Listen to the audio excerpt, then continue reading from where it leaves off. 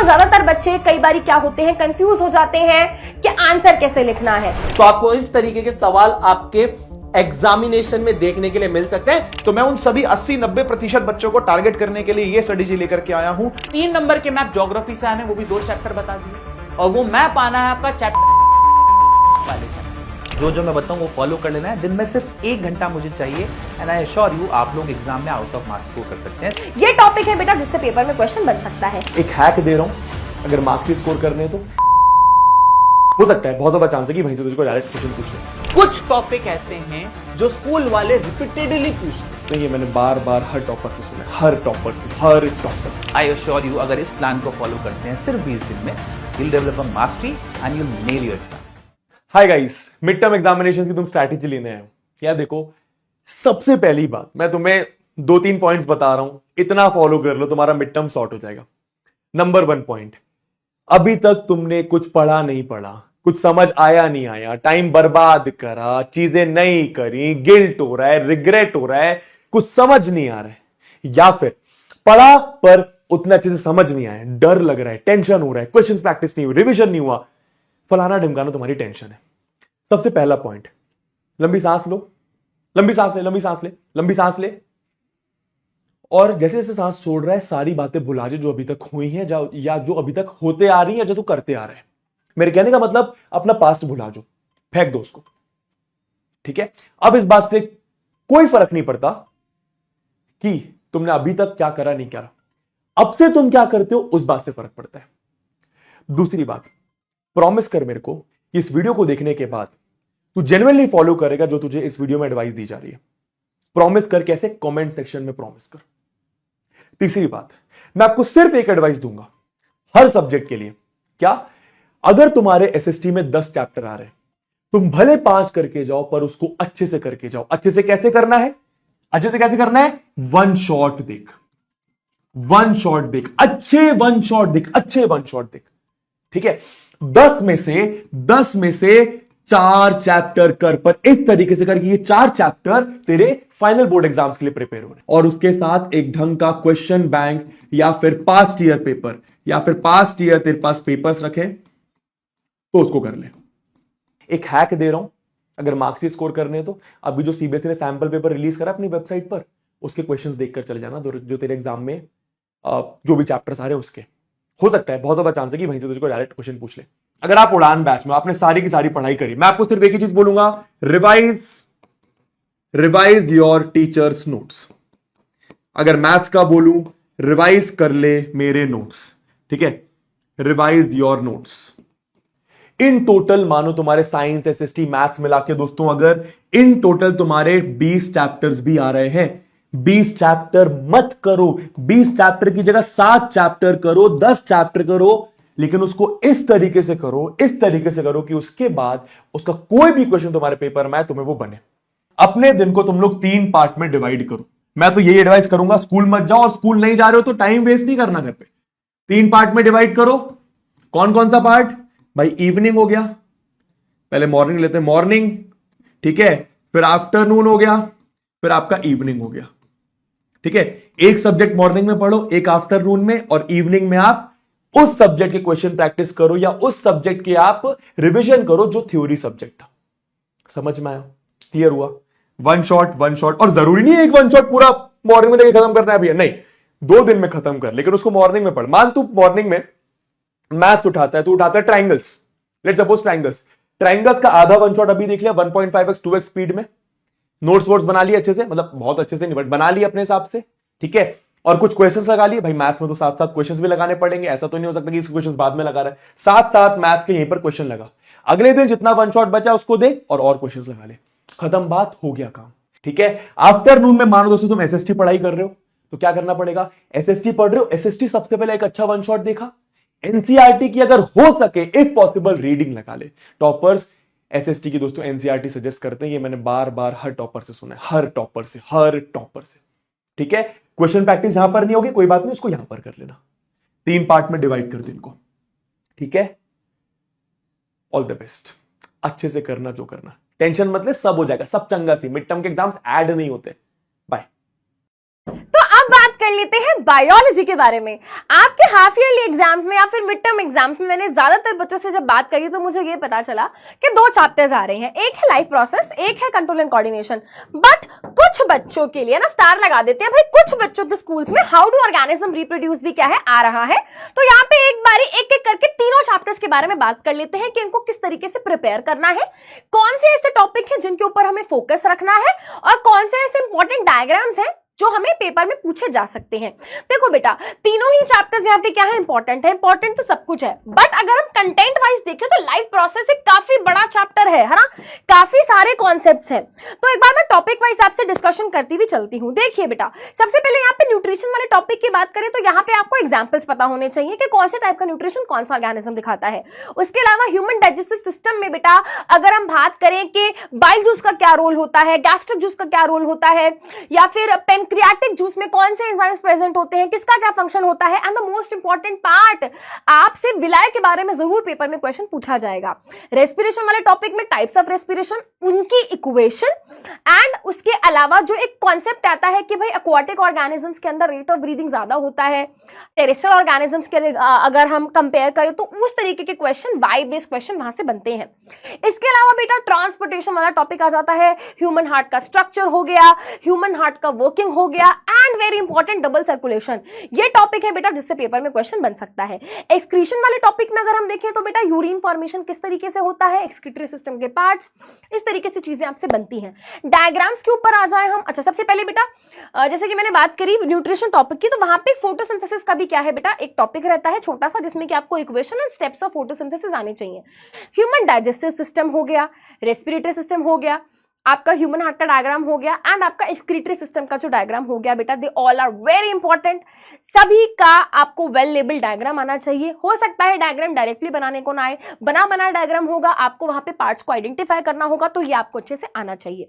Next chapter पे आ जाते हैं जो कि हमारा कंट्रोल एंड कोऑर्डिनेशन का है। यहाँ पे बेटा न्यूरॉन का structure again very important, neuron के थ्रू किस तरीके से नर्व इंपल्स, कैसे सिग्नल एक पार्ट से दूसरे पार्ट में जाता है, वो आपको आना चाहिए। ह्यूमन इसके अंदर एक जो रिफ्लेक्स एक्शन होता है वो किस तरीके से होता है, रिफ्लेक्स आर्क, ये भी क्या है, एक इंपॉर्टेंट टॉपिक है जिससे आपके पेपर में क्वेश्चन बनेगा। ह्यूमन ब्रेन के अलग अलग पार्ट्स का क्या क्या अलग अलग फंक्शन होता है। इसके अलावा बेटा जो आपका एक टेबल मैंने आपको क्लास में कराया है जिसमें कि हम एंडोक्राइन ग्लैंड की बात करते हैं, कौन सा हार्मोन वहां रिलीज होता है और किस हार्मोन का क्या फंक्शन है, ये आपको आना चाहिए। ट्रॉपिक मूवमेंट, नास्टिक मूवमेंट्स हो गया प्लांट में, इनके बीच का डिफरेंस पता होना चाहिए। और एक छोटी सी टेबल बेटा जो हमने क्लास में भी डिस्कस करी है कि कौन सा प्लांट हार्मोन क्या फंक्शन परफॉर्म करता है, ये आपका कंट्रोल एंड कोऑर्डिनेशन के इंपॉर्टेंट टॉपिक है जिससे पेपर में क्वेश्चन बनेगा। इंपॉर्टेंट डायग्राम्स अगर देखा जाए तो बेटा न्यूरॉन का और रिफ्लेक्स एक्शन का इंपॉर्टेंट डायग्राम है। ह्यूमन ब्रेन का डायग्राम आ भी सकता है बट नहीं भी आ सकता, तो आपको एटलीस्ट पार्ट्स आपको पता होने चाहिए। अब बात कर लेते हैं हाउ डू ऑर्गेनिज्म रिप्रोड्यूस की, ये हमने क्लास में कर लिया है कवर। यहाँ पे बेटा सबसे इंपॉर्टेंट ये है कि आपको ये पता होना चाहिए कि कौन से टाइप का रिप्रोडक्शन कौन सा ऑर्गेनिज्म दिखाता है। तो एग्जांपल्स आपको सबके बहुत अच्छे से पता होने चाहिए, लाइक बाइनरी फिजन का, फ्रैगमेंटेशन का, बडिंग का, ये सब तरीके के आपको पता होने चाहिए। यहाँ पे बेटा जो अपना प्लांट्स के अंदर सेक्सुअल रिप्रोडक्शन होती है, किस तरीके से पॉलिनेशन होगा, है ना, कैसे फर्टिलाइजेशन होगा, फर्टिलाइजेशन के बाद कैसे सीड फॉर्मेशन होता है, ये आपको आना चाहिए। चाहे आप पैराग्राफ फॉर्म में करो, चाहे आप फ्लोचार्ट फॉर्म में करो, इसके ऊपर आपको अच्छे से क्लैरिटी होनी चाहिए। And most important human reproductive system, चाहे मेल की बात हो फीमेल की बात हो, ये अच्छे से आना चाहिए along with the well labelled diagrams. Specially बेटा यहाँ पे प्लेसेंटा के ऊपर क्वेश्चन बन गया, मेंस्ट्रुएशन के ऊपर क्वेश्चन बन गया, ये काफी इंपॉर्टेंट है। एक दो मार्क में आपको कॉन्ट्रासेप्टिव मेथड से भी क्वेश्चन यहाँ पे पूछे जाते हैं। इंपॉर्टेंट डायग्राम्स, जैसे कि मैंने कहा बेटा इंपॉर्टेंट डायग्राम यहाँ पे ह्यूमन रिप्रोडक्टिव सिस्टम है बेटा, male female both, and plants का भी जो सेक्सुअल रिप्रोडक्शन का डायग्राम हमारी किताब में दिया हुआ है वो बहुत इंपॉर्टेंट है। एंड एट द लास्ट बेटा मैं यही बोलूंगी, बायोलॉजी एक काफी थ्योरेटिकल सब्जेक्ट है एंड यहां पर ज्यादातर बच्चे कई बार क्या होते हैं, कंफ्यूज हो जाते हैं कि आंसर कैसे लिखना है। तो बेटा मैं आपको यही सजेस्ट करूंगी, अगर कहीं पे भी आप अटकते हैं तो एटलीस्ट आप फ्लो चार्ट के फॉर्म में अपनी बात को समझाकर वहां लिख सकते हैं। आंसर पैराग्राफ फॉर्म में नहीं लिखना है, पॉइंट फॉर्म में लिखना है, डायग्राम स्किप नहीं करने हैं। एंड इसके अलावा बेटा अगर आप, है ना, अगर आप कोई भी आंसर लिख कर आ रहे हो तो प्लीज वहां पर मेजर टर्म्स को आप अंडरलाइन करेंगे। एंड व्हाट्स माय टेक, आप बहुत सारे क्वेश्चन प्रैक्टिस करिए, एनसीईआरटी को फॉलो करिए। एंड बेटा अगर आपके पास कोई भी अच्छा क्वेश्चन बैंक है तो आप उसको भी क्या कर सकते हैं, फॉलो कर सकते हैं। All the best for your half yearly exams.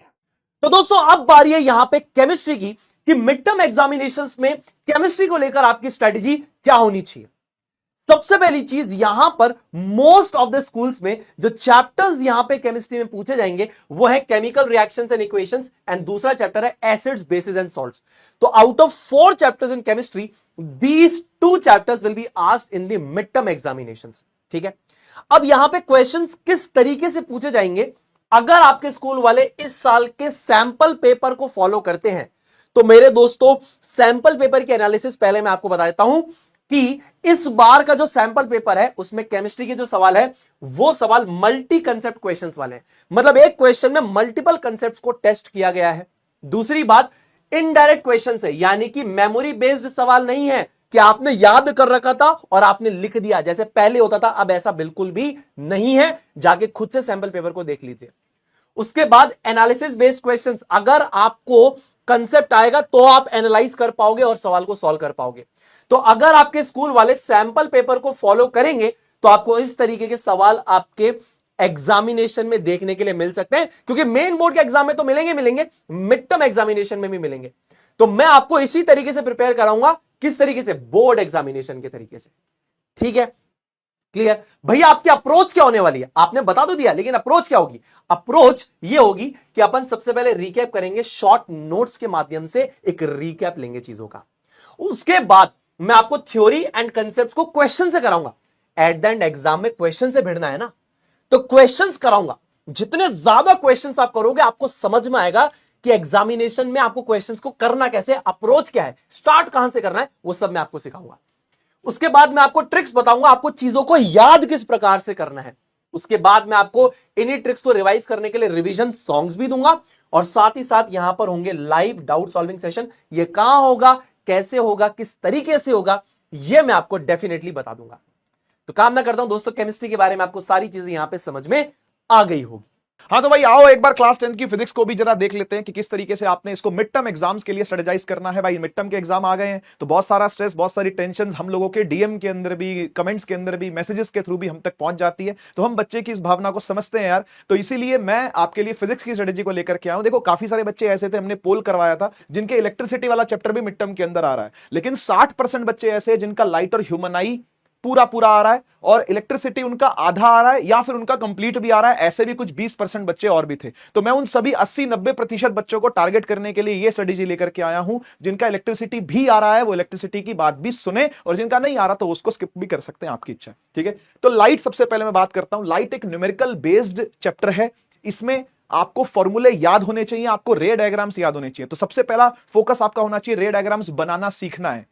रे डायग्राम्स बनाना सीख गए। दूसरी चीज साइन कन्वेंशन, बहुत छोटी सी चीज होती है, 15 मिनट के अंदर आप कहीं से भी साइन कन्वेंशन को सीख सकते हो, मुझसे भी सीख सकते हो, बहुत सारी वीडियोस पड़ी है। बाकी देखो मिड टर्म मैराथन में अपन आएंगे, मिड टर्म मैराथन में हम लोग मिलेंगे तो भी मैं आपको सिखाऊंगा। और साथ ही साथ उसके बाद न्यूमेरिकल किस तरीके से यूज करने हैं, आपने कैसे फॉर्मूले में वैल्यूज पुट करनी है, ये आपको सीखना पड़ता है। फिर ह्यूमन आई की बात आती है। It is easiest chapter of class 10 physics, जो कि एक लर्निंग बेस्ड चैप्टर है, थोड़ा रटने वाला, थोड़ा सा याद करने वाला, थोड़ा सा कंसेप्चुअल चैप्टर है। तो इसमें अगर कॉन्सेप्ट्स थोड़े भी आपको क्लियर है तो भी आप इसकी रीजनिंग बेस्ड आंसर दे सकते हो। देखो यहां से वाई, हाउ, व्हेन, इस तरीके के, गिव रीजन, इस तरीके के सवाल देखने को ज्यादा मिलते हैं।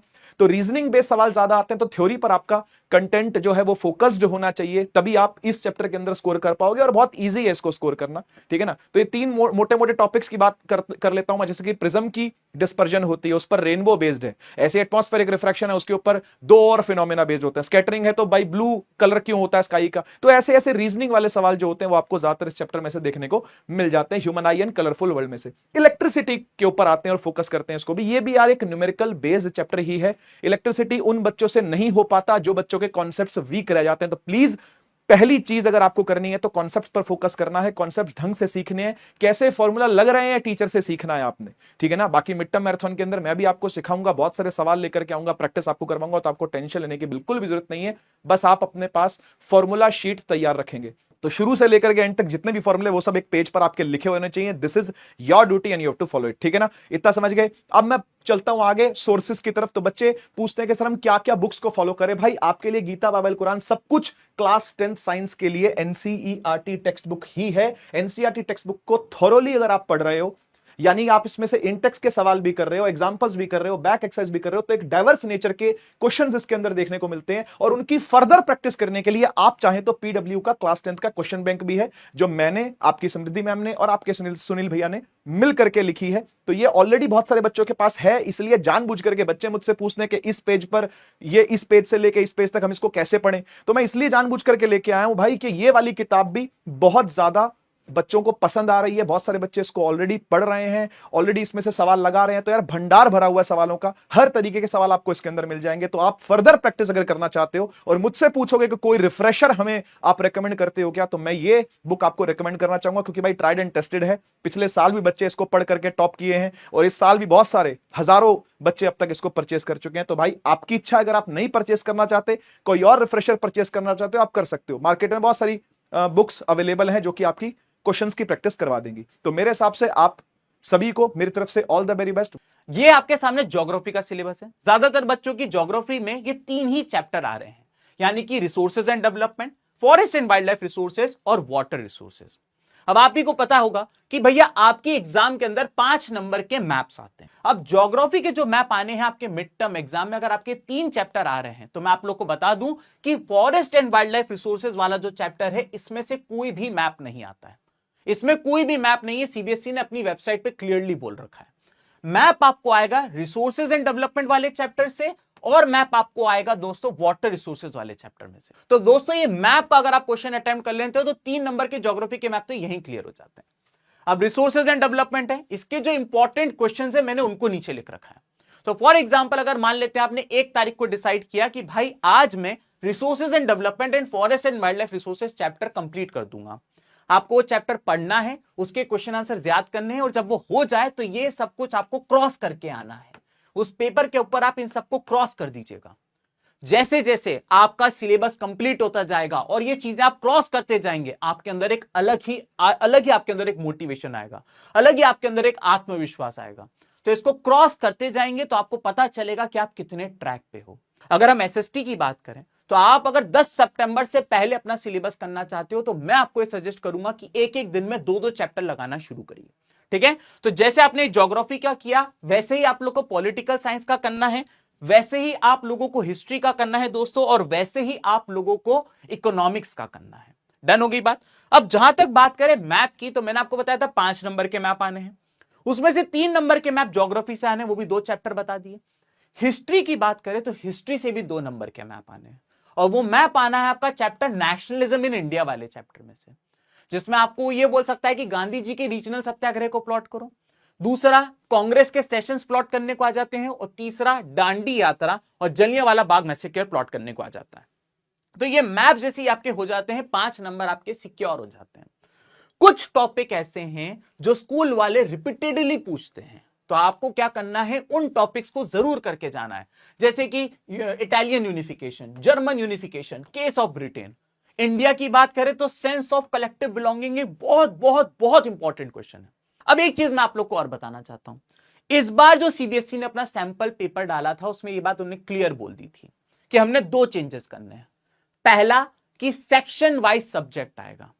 सेक्शन ए जो होगा, मान लेते हैं अगर वो हिस्ट्री का है तो सेक्शन बी ज्योग्राफी का होगा, सेक्शन सी पॉल साइंस का होगा, सेक्शन डी इकोनॉमिक्स का होगा। अगर सीबीएसई ने सैंपल पेपर में चेंजेस किए हैं तो कायदे से स्कूल वालों को भी चेंजेस करने चाहिए, ताकि आप अपनी बोर्ड एग्जाम के लिए प्रिपेयर हो सके। तो इसीलिए ये चेंज आप पूरी तरीके से एक्सपेक्ट करके जाइएगा।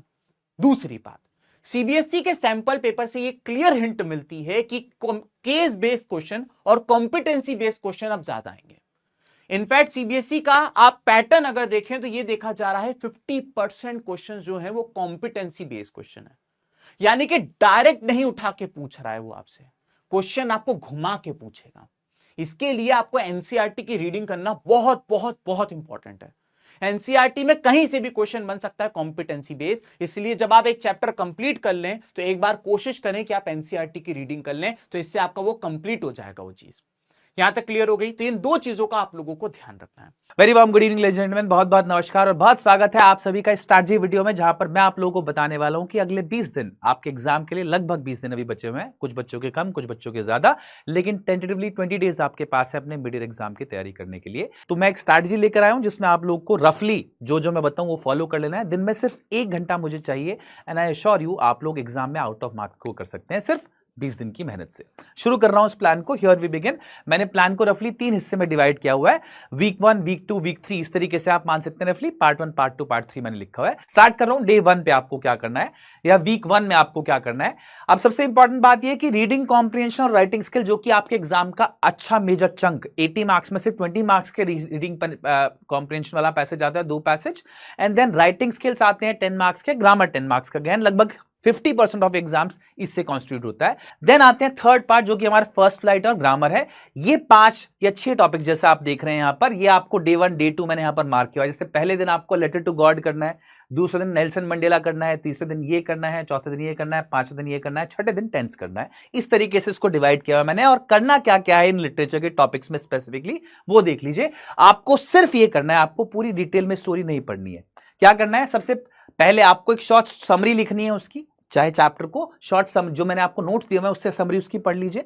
शॉर्ट समरी खुद लिखनी है उस टॉपिक की आपको अपने नोट्स में। एक अलग नोटबुक बनाइएगा जिसको आप अगेन आखिरी दिन रिवीजन के लिए यूज करेंगे, राइट। तो एक शॉर्ट समरी लिखनी है, जो थीम है उस पर्टिकुलर टॉपिक का वो उसमें लिखना है, आपको पता होना चाहिए वो।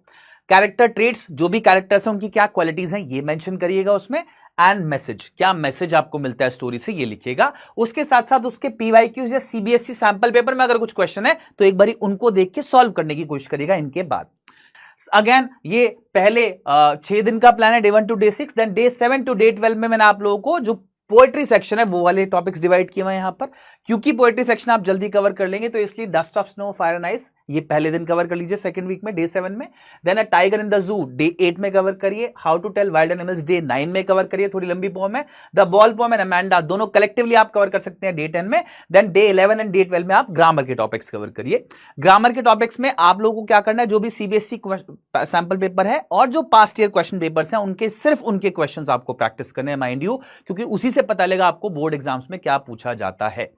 आगे देखिए थर्ड पार्ट जो है, जिसमें डे 13 से डे 20 का प्लान है, उसमें मैंने आप लोगों के लिए फुटप्रिंट्स विदाउट फीट वाला जो पोर्शन है, जो कि आपकी सप्लीमेंट्री रीडर और बोर्ड एग्जाम में उसकी वेटेज फर्स्ट फ्लाइट वाले पोर्शन से कंपैरेटिवली कम है, वो फिर आपको करने हैं। अगेन यहां पर डे वाइज प्लान मैंने आपको दिया हुआ है। लास्ट में मैंने रिपोर्टेड स्पीच दिया हुआ जो कि बेहद इंपॉर्टेंट टॉपिक है। जो टॉपिक्स आप हाईलाइटेड देख रहे हैं ना इस स्लाइड्स में, वो इंपॉर्टेंट टॉपिक्स हैं, उनसे क्वेश्चन शॉर्ट आता है, हाई वेटेज टॉपिक्स हैं वो, ठीक है। तो ये अगेन पॉइंटर्स आपको इनसे बनाने हैं और लास्ट डे आपको रखना है क्विक रिवीजन और क्वेश्चन प्रैक्टिस का डे 20। डे 20 पे सिर्फ और सिर्फ बहुत सारे क्वेश्चंस को प्रैक्टिस करिएगा आप इजीली। आई एश्योर यू अगर इस प्लान को फॉलो करते हैं सिर्फ 20 दिन में, you'll develop a mastery and you'll nail your exam, ठीक है। तो ऑल द वेरी बेस्ट, मिलते हैं एग्जाम के बाद एंड लेट्स सी, एग्जाम के दौरान भी मिलेंगे, लेट्स सी आप लोगों की तैयारी कैसी होती है मुझे बताइएगा। Bye bye.